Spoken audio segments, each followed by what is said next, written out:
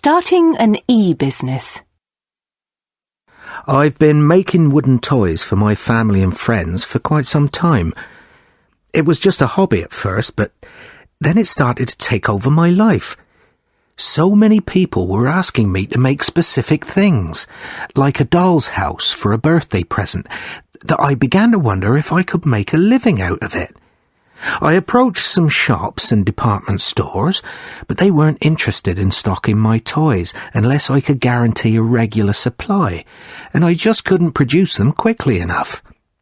I think it was my son who first suggested I set up an internet shop.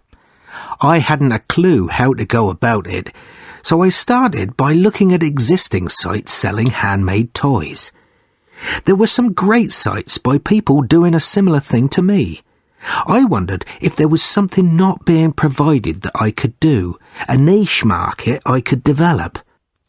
I thought about what people usually ask me to make, and I realised that a lot of people wanted a customised toy.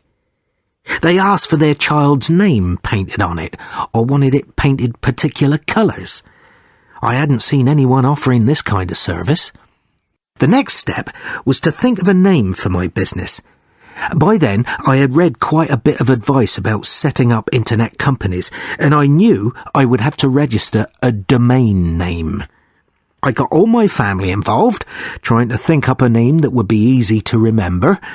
Every time we thought of a good one, I searched for it on the internet, and sure enough, someone had already got it.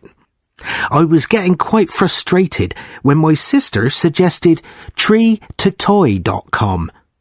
I checked, and to my amazement, it hadn't been registered. I tried several searches on the internet. After all, I didn't want to discover that another company had the same name. They could take legal action against me.